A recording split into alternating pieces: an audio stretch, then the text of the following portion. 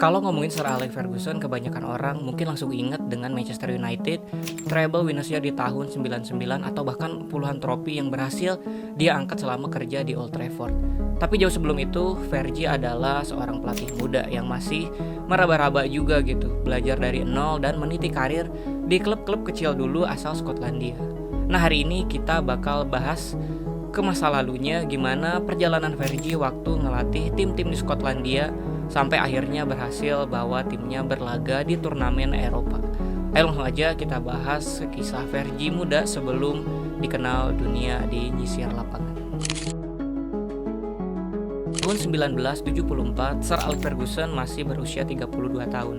Dia baru aja tuh pensiun sebagai seorang striker profesional. Karirnya emang gak secemerlang seperti Johan Cruyff ataupun Gerd Müller pada saat itu.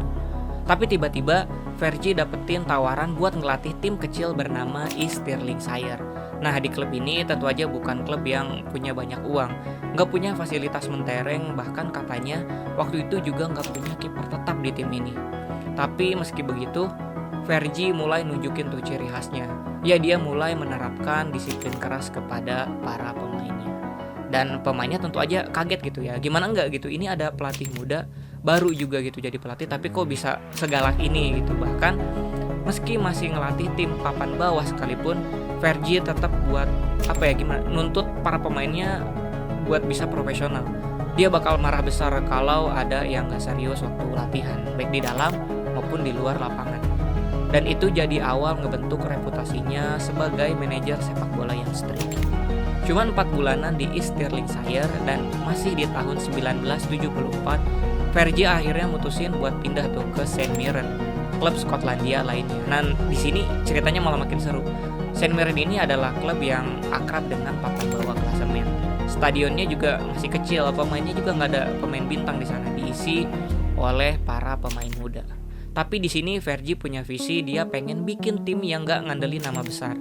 Mereka harus punya semangat juang, terus harus cepat juga, dan tentu aja harus kompak satu sama lain. Sama kayak waktu ngelatih East Stirlingshire, Fergie juga nerapin disiplin yang super keras di dalam maupun di luar lapangan.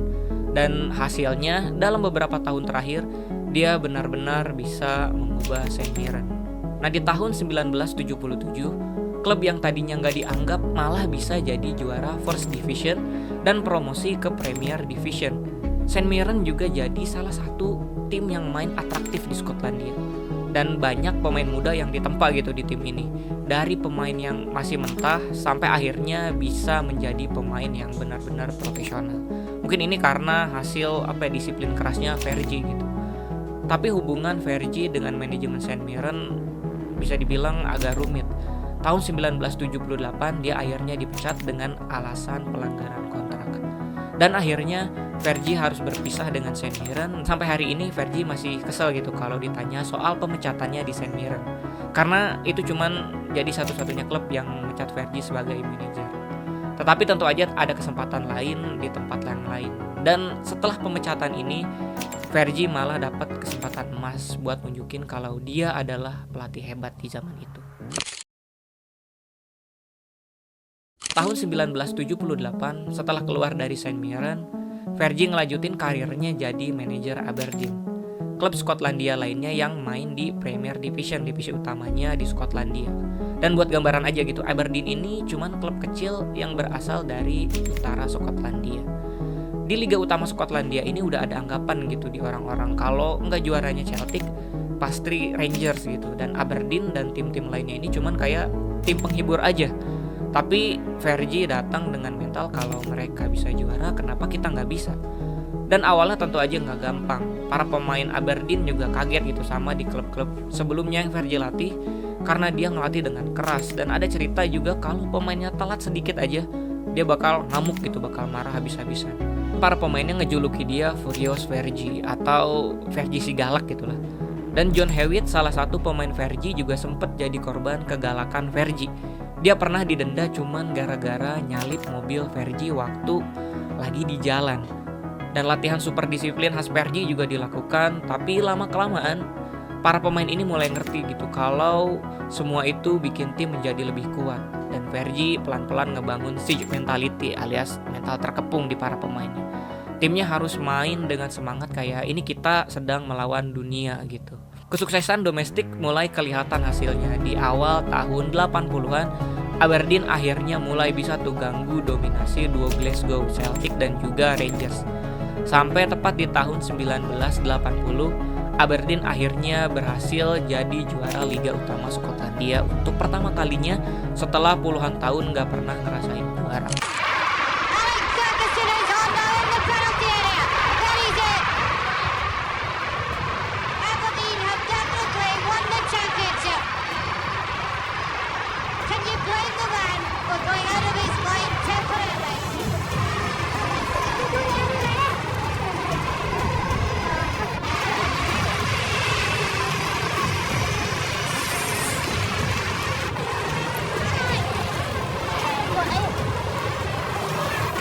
Dan tentu aja ini jadi momen penting karena publik mulai sadar, wah ternyata Ferguson ini bukan pelatih sembarangan gitu, dia bisa mengembalikan kejayaan Aberdeen.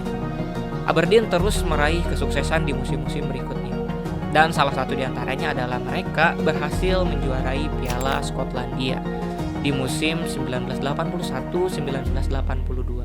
Dan trofi ini mengantarkan Aberdeen untuk berpartisipasi lagi dalam ajang Eropa, dan kali ini mereka bakal bertarung untuk memperebutkan Piala Winners. Dan tentu aja Fergie bakal jadiin ini momen buat meraih kesuksesan besar, yaitu kesuksesan di Eropa.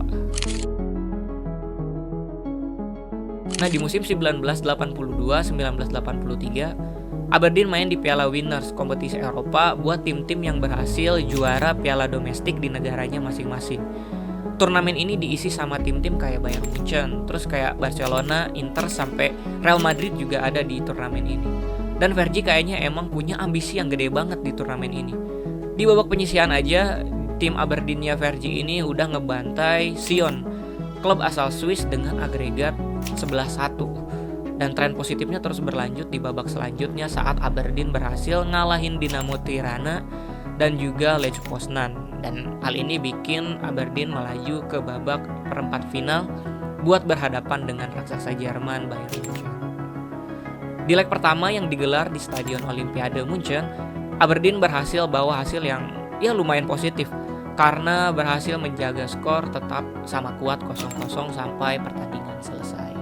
Tapi laga sengit baru terjadi di leg kedua di Stadion Pittodrie di Aberdeen. Dihadiri lebih dari 23.000 penonton. Sebenarnya Aberdeen harus tertinggal lebih dulu oleh tendangan jarak jauh Alban Taylor di menit ke-10. Dan Bayer berhasil unggul 1-0.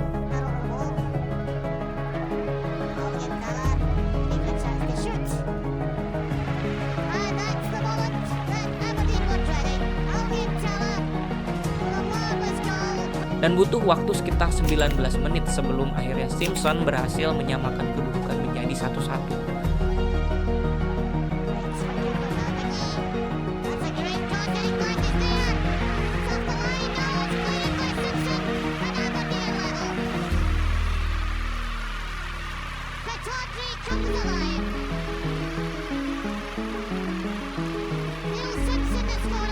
Di babak kedua, Aberdeen harus ketinggalan lagi. Kali ini tendangan poli cantik dari Hans Flagler yang bawa Bayern Munchen kembali unggul 2-1.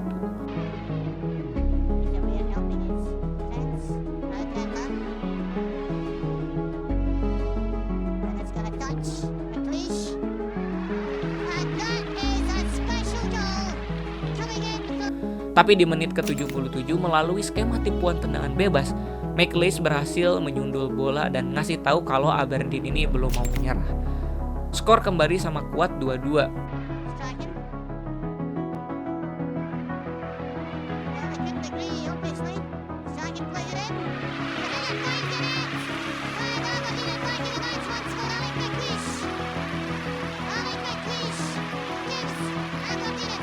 Sampai akhirnya sundulan Eric Black berhasil ditepis oleh Manfred Muller, tapi bola muntahnya berhasil disambar oleh McLeish dan Aberdeen balik unggul 3-2.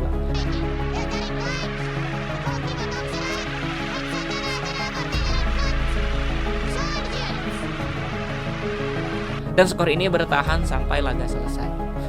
Di semifinal, Aberdeen harus berhadapan dengan wakil Belgia, Waterscheitor yang berhasil ngalahin PSG di perempat final. Dan Aberdeen benar-benar menggila di semifinal. Mereka berhasil menang 5-1 di leg pertama dan meski kalah 1-0 di leg kedua, hasil ini udah cukup buat Aberdeen buat bisa menantang Raja Eropa Real Madrid di final Piala Winner tahun 1983. Bayangin final turnamen Eropa yang biasanya diisi sama klub-klub elit, kali ini mempertemukan klub kecil dari Skotlandia berhadapan dengan klub raksasa Spanyol yang kaya dengan sejarah dan juga tentu aja trofi gitu, Real Madrid. Dan kebanyakan orang yakin Aberdeen bakal kalah tentu aja, dan Real Madrid bakal menjadi juara Piala Winner di musim itu. Tapi tanggal 11 Mei tahun 1983, final digelar di Gothenburg, Swedia, di Stadion New Ullevi. 18.000 orang lebih menyaksiin di bawah hujan yang deras. Lapangan becek dan juga suasana yang dingin. Tapi buat Fergie dan pemainnya ini adalah panggung terbesar dalam hidup mereka. Nah, babak pertama berjalan dengan sengit. Aberdeen dan Real Madrid bergantian saling menyerang satu sama lain. Dan Aberdeen di luar dugaan berhasil unggul lebih dulu. Umpan sepak pojok dari Gordon Strachan berhasil dibelokkan oleh Alex McLeish dan disambut oleh Eric Black yang berhasil mencetak gol pembuka ke gawang Real Madrid. Ware and Rugby are all in there for Aberdeen, and McLeish has come up late, and the goal is there, and it's given by Black. Aberdeen ahead inside 7 minutes. Tapi nggak lama Real Madrid berhasil menyamain skor. Kiper Aberdeen waktu itu Jim Leighton melanggar Santillana di kotak penalti dan hasilnya tentu aja penalti buat Real Madrid. Dan kapten Real Madrid pada saat itu yaitu Juanito berhasil mengeksekusi penalti dan mengubah kedudukan menjadi imbang 1-1. 1-1.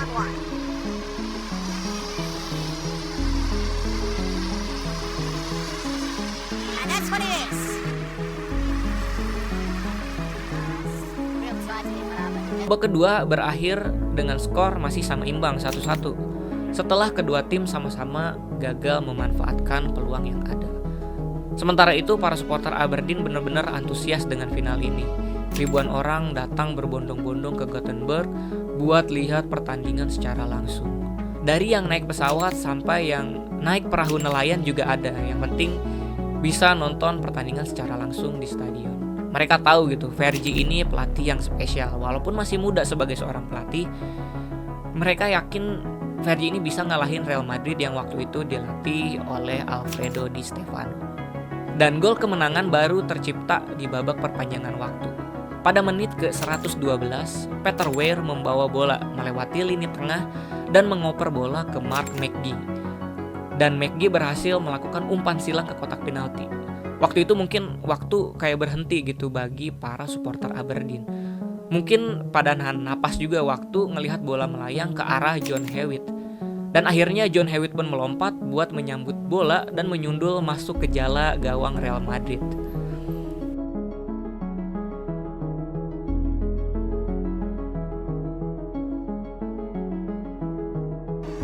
Now Aberdeen with McGee making the break, and Hewitt waiting in the middle. Yes.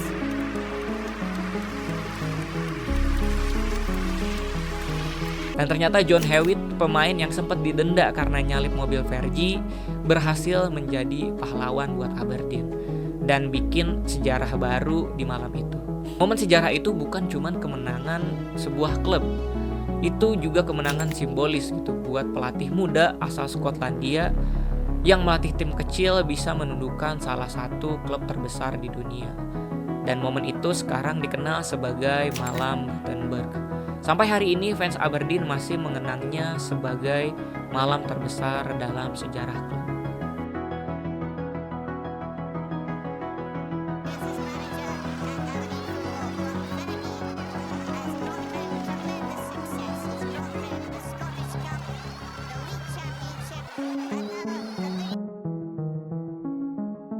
Setelah Aberdeen sukses di Eropa, Fergie jadi pelatih yang paling hot tentu aja di Inggris. Dia bertahan beberapa tahun lagi di Aberdeen dan terus menantang dominasi Celtic dan juga Rangers. Tapi akhirnya di tahun 1986 tawaran datang dari Manchester United, dan ya kita semua udah tahu apa yang bakal terjadi selanjutnya. Jadi kalau kita ngomongin Sir Alex Ferguson, kita nggak bisa cuma ngelihat masa kejayaannya waktu di Old Trafford, tapi ada juga masa dia di East Stirlingshire yang bahkan nggak punya kiper tetap waktu itu, atau masa dia di St Mirren yang bikin dia belajar manajemen konflik sampai akhirnya dia ke Aberdeen dan bawa timnya ke puncak Eropa. Kemenangan atas Real Madrid di tahun 1983 adalah batu loncatan besar buat Fergie. Itu bukti bahwa dengan disiplin, keberanian, dan mentalitas pantang menyerah, bahkan klub kecil sekalipun bisa menaklukkan raksasa seperti Real Madrid. Dan dari situlah lahir legenda yang kemudian mengubah wajah sepak bola modern di Eropa, bahkan juga di dunia. Oke, itu dulu cerita kali ini. Makasih banget udah nonton sampai akhir. Kalau ada request bahasan lain, tulis aja di kolom komentar. Dan maaf kalau ada yang kurang atau salah di video ini. Jangan lupa like, komen, dan subscribe biar kita bisa terus ngulik cerita-cerita sepak bola lainnya.